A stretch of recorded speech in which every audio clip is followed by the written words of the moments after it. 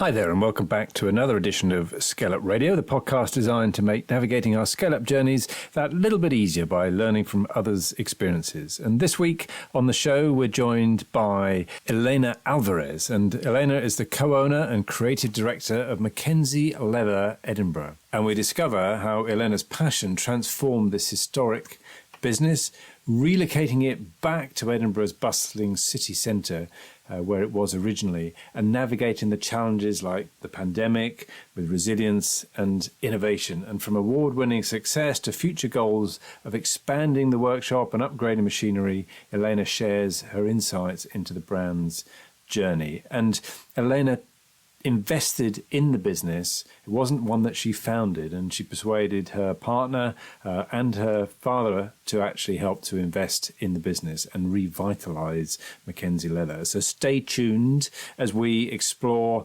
Elena's entrepreneurial path, the challenges that she loves tackling, and the exciting next steps that she sees for Mackenzie Leather. Let's dive into the inspiring story of craftsmanship, resilience, and growth with Elena Alvarez.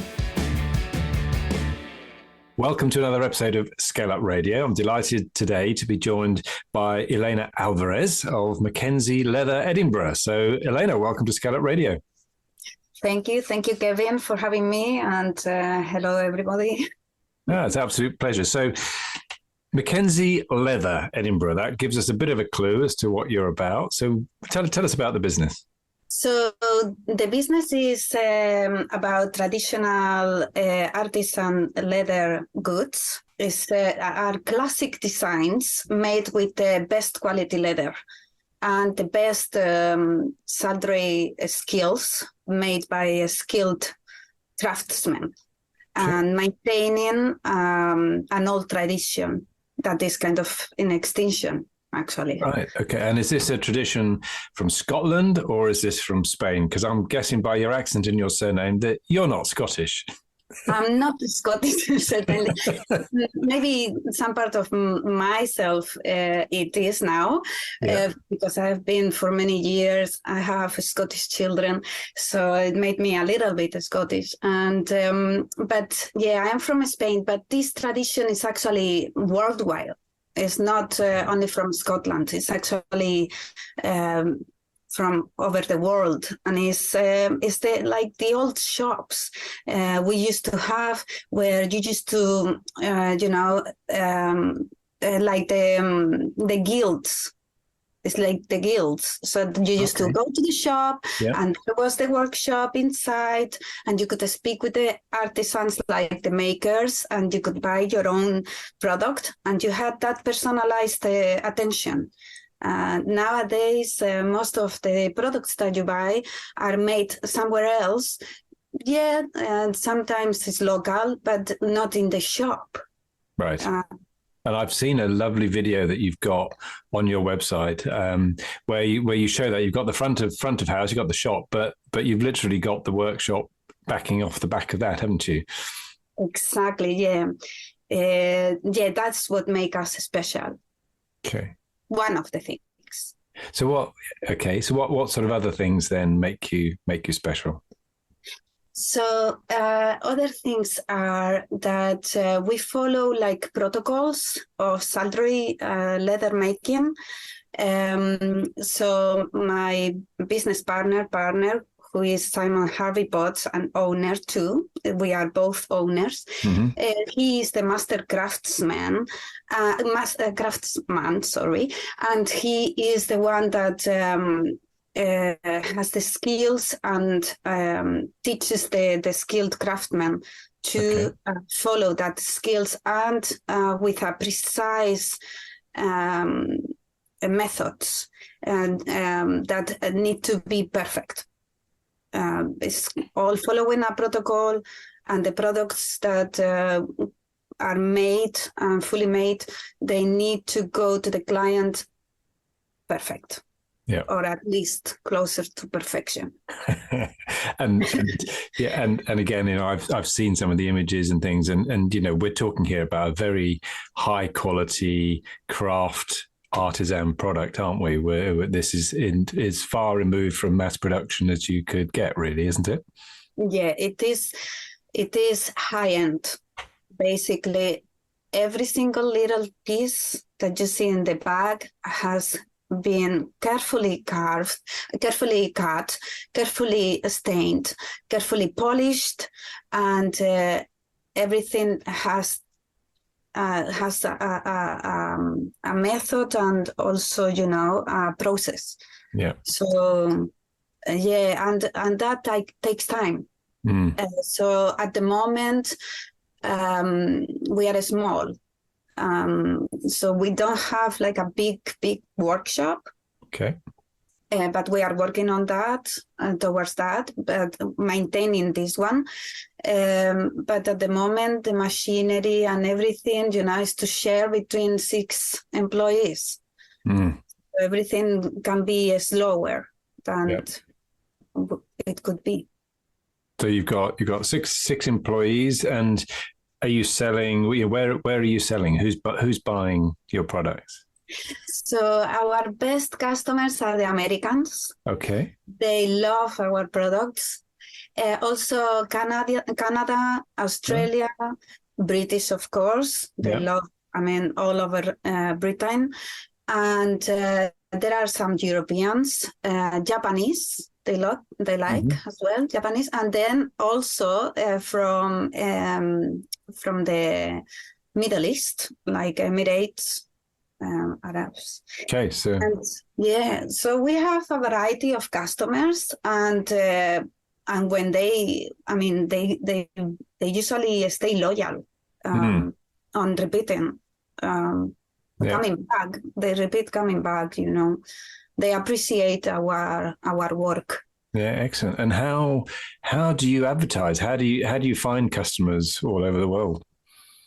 Well, to be honest, the main publicity in reality is the shop. The guys, Simon trains them very well, and sometimes they don't even need training in that sense. Like, they are very good with customers, and the welcoming that we give is very personalized. We, as I said, we use very traditional ways of serving customers. We just make them aware that we are there to help them. I'm not in the shop, by the way. I am explaining what they do.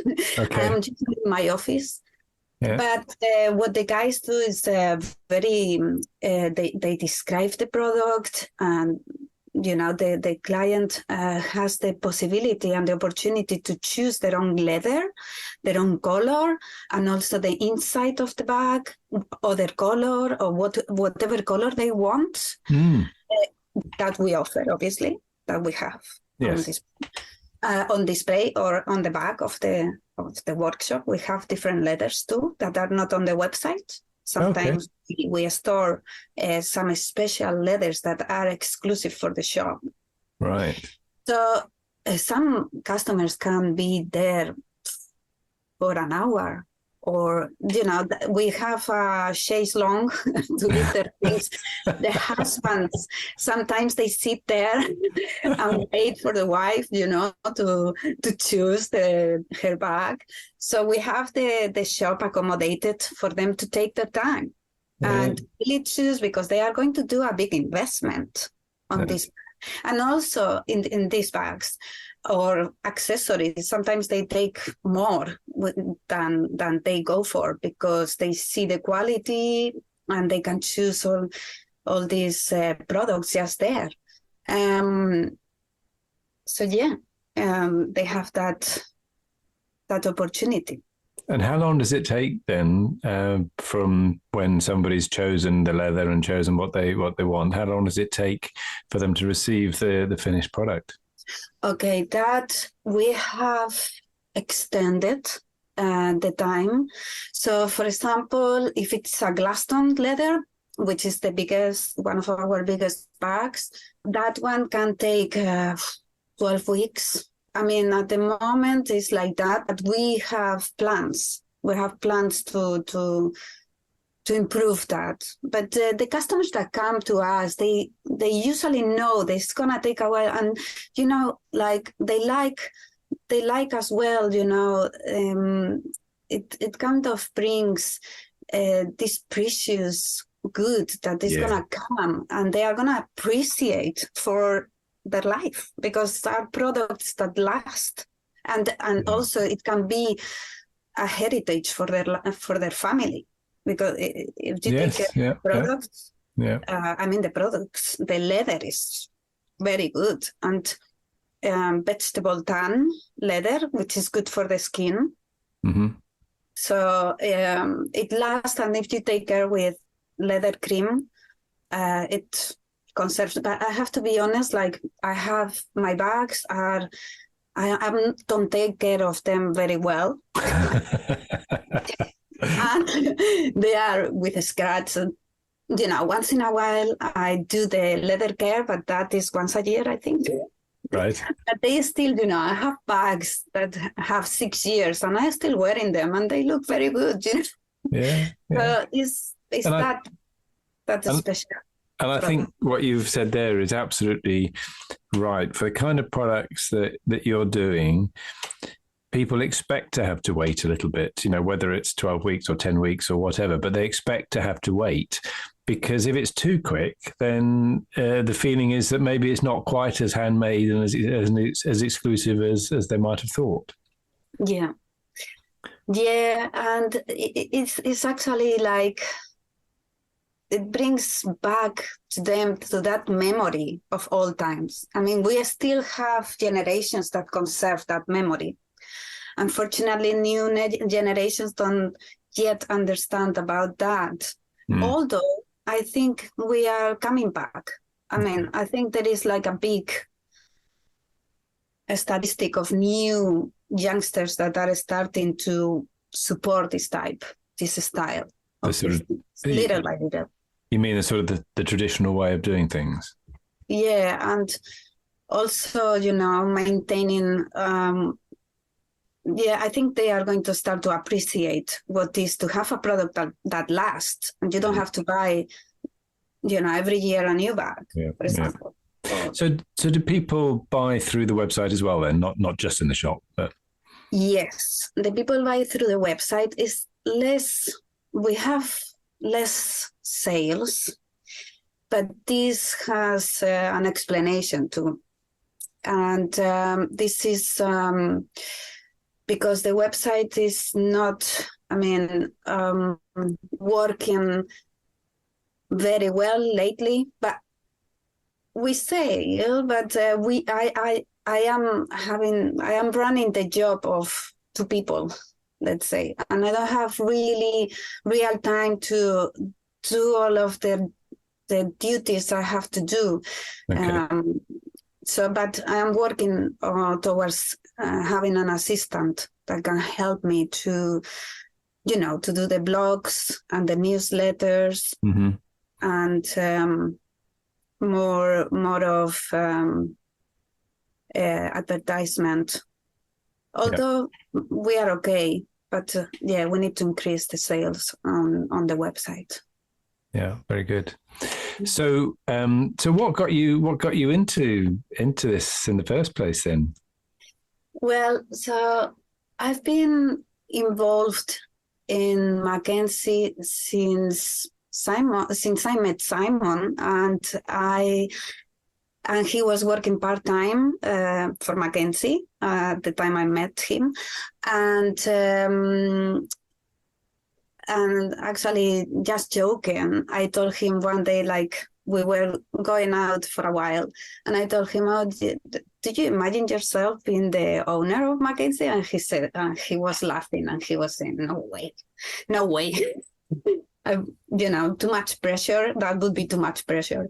And I don't know why I asked actually that, but then the years passed, and he came up with the opportunity of buying the business, and because the current owner, Andrew Leggett, and his wife, they wanted to move on, and they thought Simon was the best for buying the business, and they believed he would be the one getting the business afloat and forward. So it came the opportunity. I couldn't believe, because I did say years. Yes, yeah. Yeah, so I was present there when they signed the ownership. I mean, it was a really nice, beautiful family dinner with burritos. Yeah, it was very, very sweet from them. They had a lot of love for Simon. Yeah. And so he signed the contract after, it cost him a while to find the money, but he found the money for that. I mean, it has been a lot of efforts towards getting this business afloat. So basically, the years passed. He had a small workshop in an industrial estate here in the northeast of Edinburgh. Mm-hmm. And even like that, loyal customers of Mackenzie from all times, like seeing Mackenzie opened in Victoria Street at the heart of Edinburgh. It was a big shop, very beautiful. And it was there since the late 80s to 2008 when the recession, it was there. Okay. This was the cause of the shop moving. Right. The big recession. Mm-hmm. So basically, these customers kept coming back to Mackenzie, our local customers from England too, and they would go to this workshop that wasn't really like very luxury, but they would come and they would buy their bags and they would order and keep the business afloat. These were the ones giving Simon job, and also he would do the game fairs, 3 big game fairs and the fringe. Okay. So that would bring Mackenzie's more and more clients. Yes. Even though he was in an industrial estate. So what I did, because I got pregnant with our first child, mm-hmm. So I started to help him with the accounts, and I started to help him with the aesthetics of the business and the brand. The brand image, the cards and everything. And I realized I was very passionate to this. And it's a dream I forgot. Right. I was living the dream I forgot I had when I was younger. Right. And I started to be more involved, although Simon was a little bit concerned of me being too much involved. Okay. Why? Because I'm very passionate, and so he sometimes can be overwhelmed by my passion and what I want and the way I like things, and I'm me overtaking his role. Okay. So it has been a very good learning path for him too, for both. Me in my place and he in his place. Yeah, okay. So it has been there. So so he was in this workshop, a small workshop, for 9 years, and the Mackenzie survived. But there was a time where I was doing my own business and helping him in parallel. I had another business that I really loved, but I was pregnant of my second child, and at that time. It was 9 years actually. Sorry, the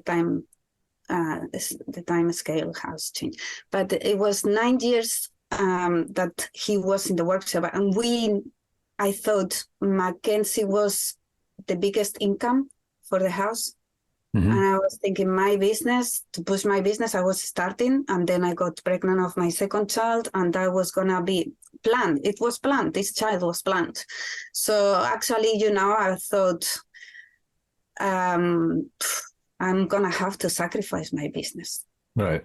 I cannot juggle. Simon needed more help because he was having more clients. He needed to do, needed more help with emails, with everything. So I decided to leave aside my business, but also in that time, my father, he offered me a very good amount of money to invest in a house. Right. And I said to him, "Oh, hold on this. like, hold on, like, and I didn't tell him why hold on, and he was like, okay.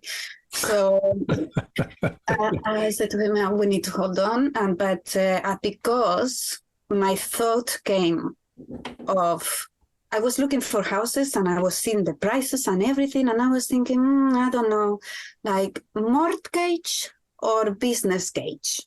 Yes. And I was thinking about this for a while.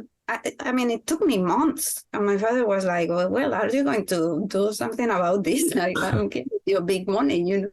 And I said to him, you know, one day I saw this shop on the street. It looked terrible, but I thought this would be the shop. And I was pregnant at that time. I told Simon, oh, I saw this shop. This shop would be perfect. Okay, it doesn't have a natural light like the workshop he had, where the sunlight was coming in, and it was good for him, healthy, basically. Yeah. But it's a shop that is in St. Mary's, and it looks, I mean, it would need a refurbishment, but it's good. It's very good, and it's for rent. So I thought, Simon, maybe, you know, we need to apply for this. Yeah, but we don't have enough income. We don't have enough money. And I remember calling at the top of St. Mary's Street 3 months before I was going to give birth and tell my father that I think this is this would be in Spanish, obviously. Yeah. I would imagine so, yes. He knows English, but yeah. no. And as I said, you know, I'm going to ask you for something very big, and I need you to trust me. I need you to trust me on this. This is big. And I said, can't you, you know, give me the money to invest in Simon's business? I mean, that was big because I wasn't in the business also, but I was carrying his second child. I mean, our second child. So he didn't doubt. He said, okay, but make sure you get that business afloat and that you are obviously part of the business and owner. Yeah. And there was the injection for the business to really go up. We cleared all our, you know, we had for the taxes payment plans, and then we had a loan, I think I remember, a small loan, but we cleared everything. We refurbished the shop with our taste. We really carefully chose what colors went in and maintaining the classic style that Mackenzie had. And we did the workshop, and I could see Simon's lightening, you know. I know for him was a lot of pressure. He didn't want this. He would have preferred to be in South America lying on a beach. But his passion was lying on that workshop too, when he saw that he could create his own shop and his own workshop. And that was very big, but at the same time was very challenging because we were having a newborn baby that was born 1 week after starting the refurbishing of the shop. Oh, great timing. Yes. But we paid somebody to do the work. It would have been impossible for us to do it with 2 children. Okay.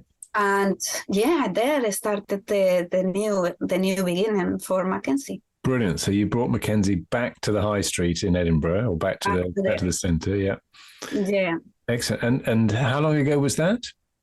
That was in 2017. Okay. So 6 years. Yeah. So my daughter.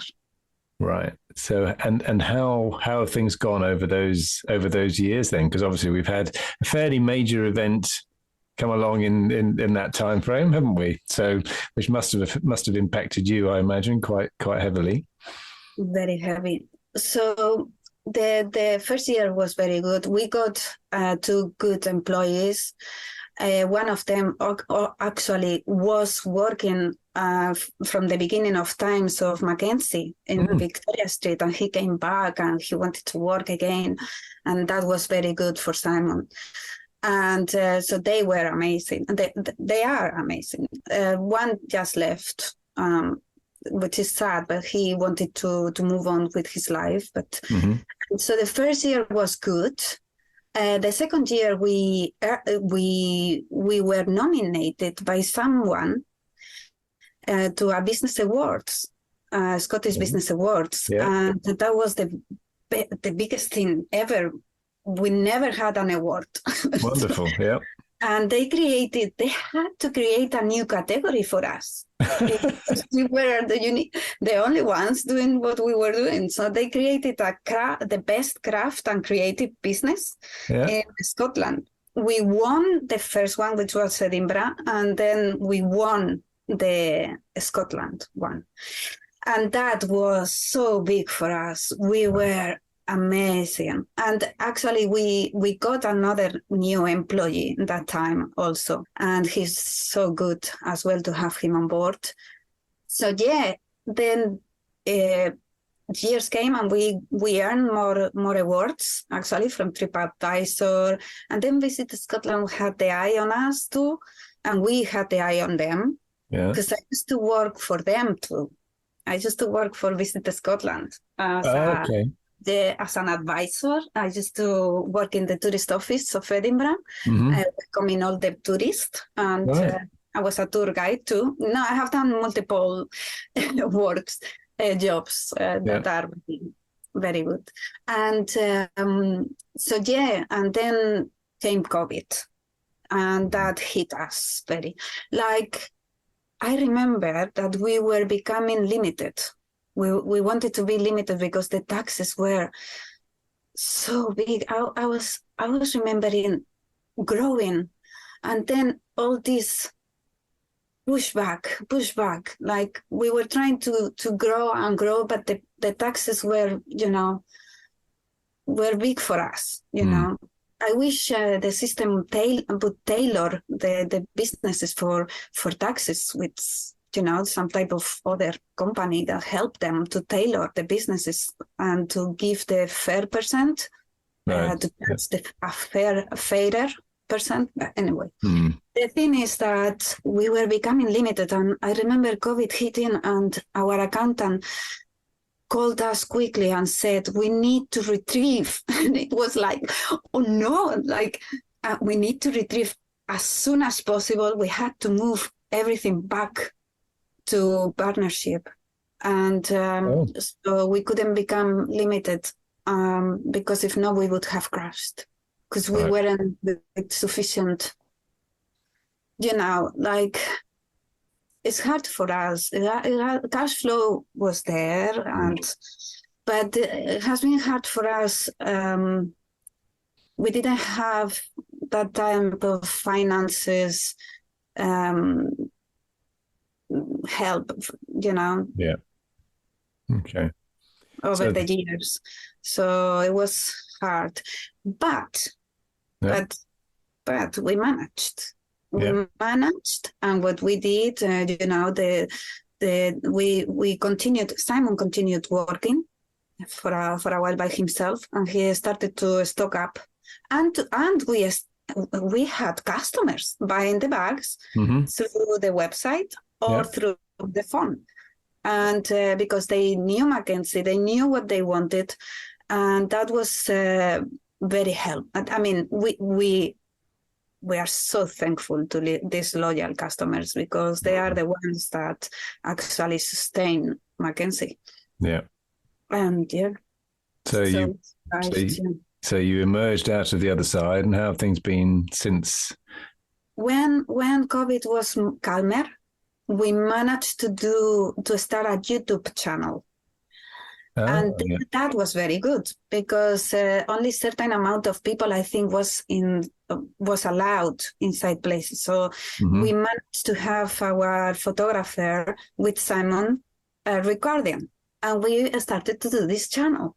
And that was very helpful because we didn't stop working. I mean, during COVID, we had a lot of work actually between the videos and explaining the bags, explaining the leather. We did a lot of videos, and that was a very good idea that came from actually the photographers, and it was good income for them and good income for us. Okay. In a way, like for us, in the terms of new ways of marketing, and for people to watch in that time was perfect because people watched. So then over the years we have gone growing. We have grown slowly, but also we have to pay back. We have had to pay back what was our helps from the government. Right. So that has delayed our growth a bit. Okay. But now, I mean, the accountant sees us very well, and now we are going to become limited. Now, right. So hopefully nothing happens. I'm so afraid, but I think let's touch wood. Nothing happens. Yeah. And we continue growing, but in a good level, like not quickly, not fast, but balanced. Okay. I like that.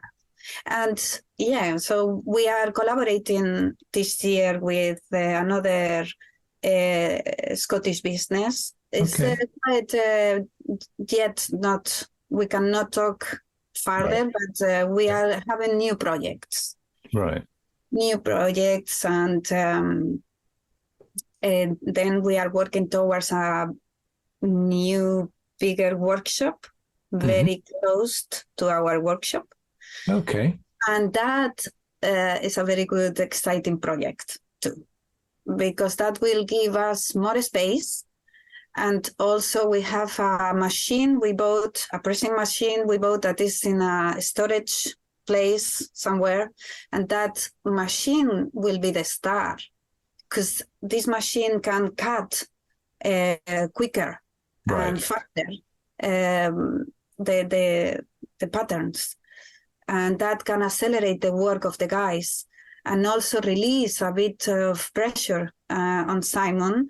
And also, I have in mind another structure for the business, because, yes, it's very romantic, this system of having the bags and makers there. But this system can be a lot of pressure for a team of workers on the making. Like we are having big demand, and the guys are no machines.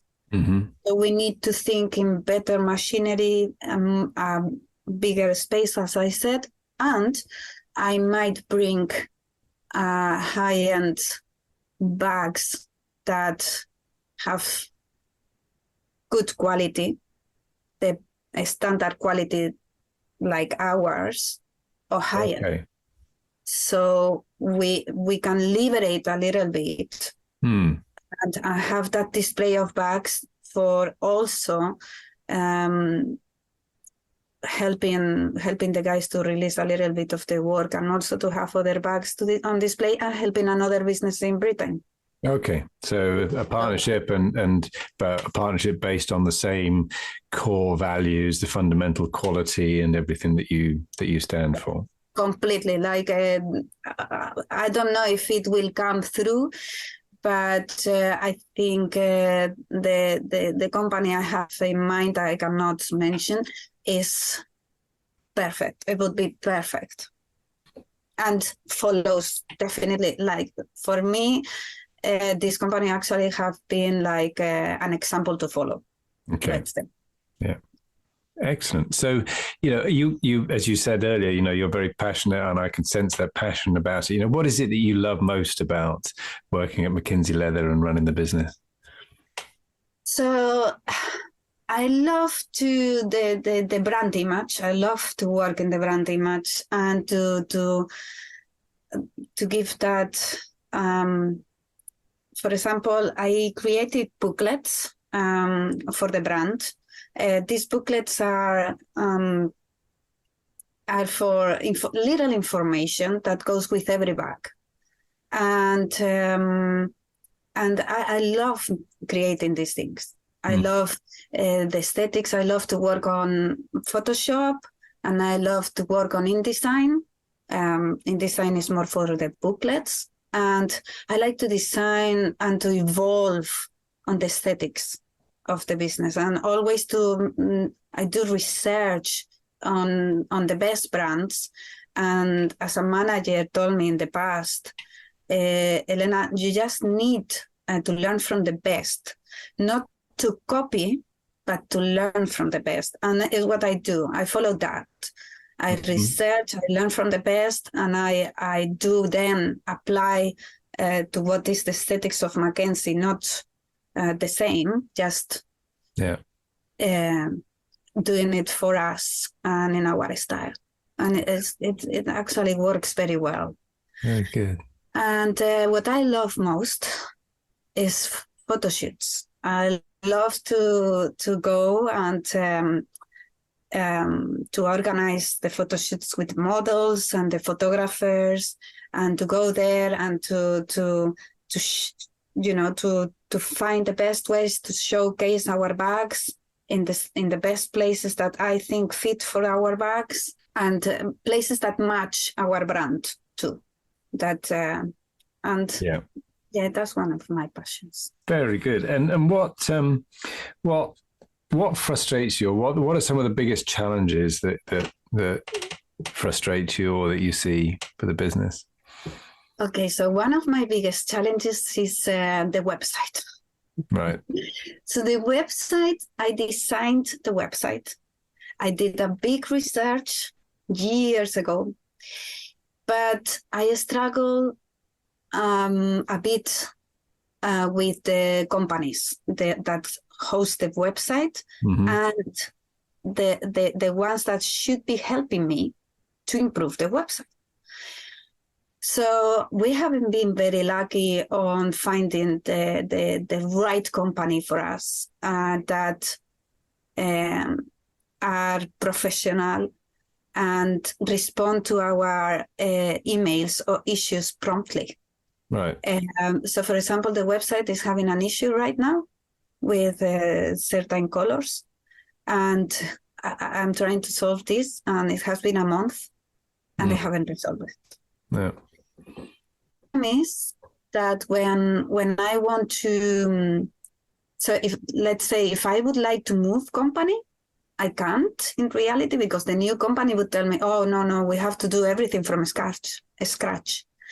Every single website can cost us like about £15,000 minimum. Yeah. And to be paying all that amount of money every time a company is not really answering to their clients, it's just very frustrating, stressful, and it's like I cannot do anything because it's coded. Yeah. So it's coded like it's about plugins, and then I go there, I try my best, I pay for the plugins, but then they have to be the ones reactivating the plugins, and it's a whole thing that I should have studied coding, because that would save me time, stress, and frustration. But then they told me it's 3 years. I have research about this. So I was thinking, I can't do this coding, but. Yeah, that's something I would love to find the right company. But I think it's a frustration probably shared by a lot of people listening. It's there are some great web design companies out there, but equally it can feel that you're held a little bit to ransom by some, and as you say, it's very difficult to get out of that relationship without spending a lot of money. Starting again, and they ask you for this, for that. I accept, but then they continue with the issue. Oh no. So would you say your father is happy with his investment? I think so. I mean, I remember the time that we didn't tell him anything, and it's amazing how much trust he put on me, and I couldn't believe. But the time we show him as a surprise, this one is going to be the shop, and it was not yet refurbished. I remember his light. I mean, like his smile and like jumping of happiness. Like he was very happy. And and he's a very top fan in social media for us, you know, and he follow us. And I know, like, he's quite a reserved person, but he's very happy. And I think he knows that he did very well on trusting. Good. So you've already talked to us about the extension to the premises, maybe getting somewhere very close to extend the workshop and things like that. So what's if we're talking in 5 years' time, if we're having this discussion in 5 years' time, what would you count as success? I would count that new workshop extension, a good flowing website, and I would count me growing as a person and with my confidence, because actually it's true that I was behind the scenes at the beginning of the business. I was like, I told Simon, don't say, we cannot say that I am in. So I was really shy about that. Yeah. And so I was hidden. So all the light was for Simon, and I was happy at that time. But then I thought, wait a minute. So then as the business was growing, I was growing with the business because I was creating that. And I was creating the brand image, and I was growing on confidence and self-confidence. So for me, completing my studies and continue growing on learning, for me is already big success. And taking in the advices from people that I know that works with me also is success. Also seeing that the team works happily, and they do. But I mean, like I would like a team that is that lasts longer, because usually, you know, they are young and they want to look for, you know, and I would like, you know, more stability on this, like the same employees. And I would like everything to flow and to grow, but in an even rhythm. And then also, then I would like maybe more awards. And, I really, for me, actually, the Great Business Awards for entrepreneurs, the British, was very big. Like for me, a Spanish here in Britain, as a businesswoman, that was very big. Yeah, even if I didn't won, but for me, I won. I mean, yes, you were shortlisted. Yeah, you were a finalist, and that's excellent. Yeah. For me, that being a finalist in that big event, for me, that was already like I thought for me, like life has brought me this. Okay, it brought it for Simon too, and for the business, but I took it very personal. And also being here, my first podcast, for me also is like a new beginning too. Well, fantastic. Well, it's been an absolute pleasure to have you as a guest, and they wouldn't know it was your first podcast, so thank you very much, Elena. And if are you okay for a couple of quick fire questions just to finish us off? Okay. Good. So if you could go back to your younger self, what advice would you give yourself? So I would give myself listen better. Okay. Don't be that impulsive. Because I am very passionate, so the passion goes with the impulse. So, be patient. Very good. Excellent. You were talking about development. Are there any particular books or courses or podcasts or things that you found particularly useful? Well, yeah, lately I've done digital marketing, the Digital Marketing Institute. Okay. And it has been very helpful. The thing is that I haven't been able to apply all what I have learned that much. Yeah. But for example, I have learned on social media. While I do the social media, I am learning too. And I'm sure I will be able at some point when I get an assistant to apply my knowledge on digital marketing and to boost the website. Yes. Okay. But another thing, for example, we started with a till, a very old till. Well, very old. It was new, but very classic till. Okay. Yeah. From a gift shop, like a gift shop till. But then years after, like 2 years after having the shop, I thought, no, this is not good. So I invested in a till, which was came with a software. And that till is the software is an integrative system where you can add your products, and it's very easy. I mean, and you can do it from your computer and then pass it on and send it to the till because it's connected. It's a software. Yeah. And I did it with EPOS Now. And they have been very professional. And we haven't had any issues. And if we have had any issues or anything, they have been promptly there. Yeah. And that is something, for example, computer-wise, they have very good. Very good. I totally recommend it. And then one thing that helped me through this is my other business, my business before Mackenzie, which was about neuro-linguistic programming. Oh, yeah. And that was with Richard Bandler, although I studied with one of his teachers. But that gave me a lot of self-confidence in myself, helped me a lot to express what I wanted to express in the right direction.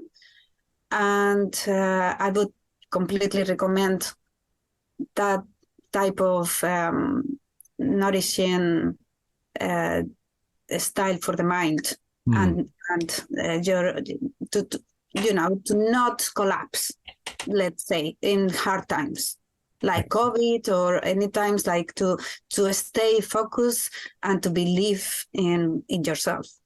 And that's one thing I would suggest. Okay, good. And my next question actually was around who's had the most influence on you as a business leader. So would that be the Richard you were talking about, or would that be your father, or who do you think? Well, okay. So to be honest, I have to say that all started in my Nana school when I was a little girl.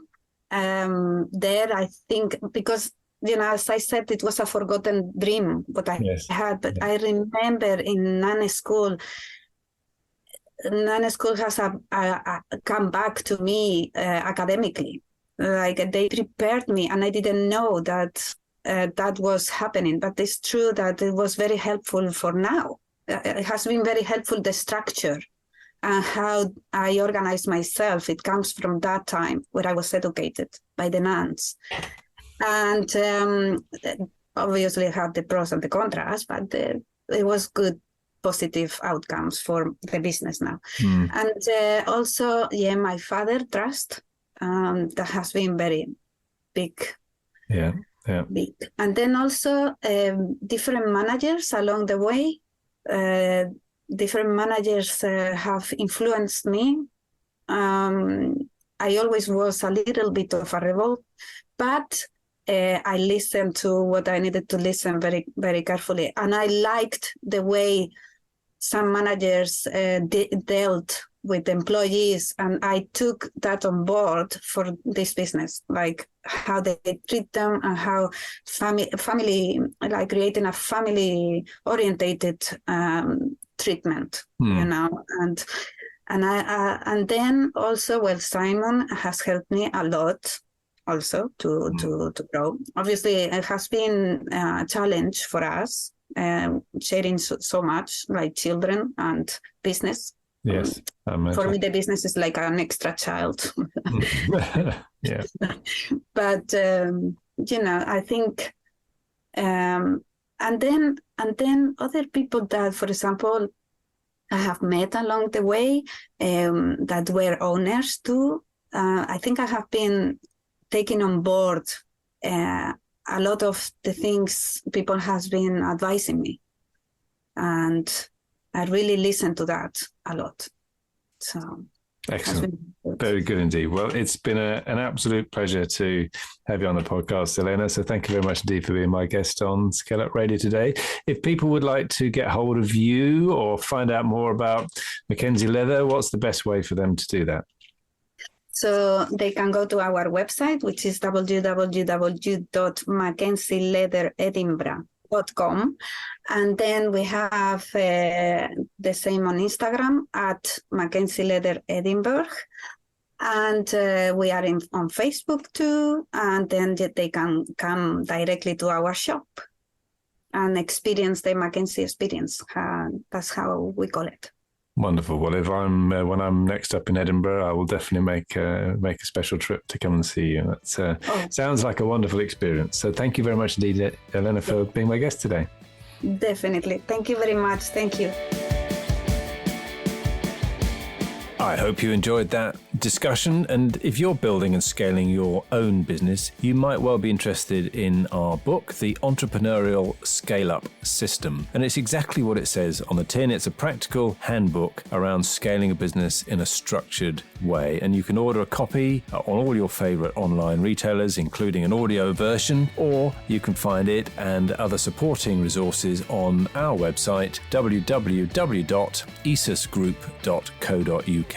That's esusgroup.co.uk, which is esusgroup.co.uk.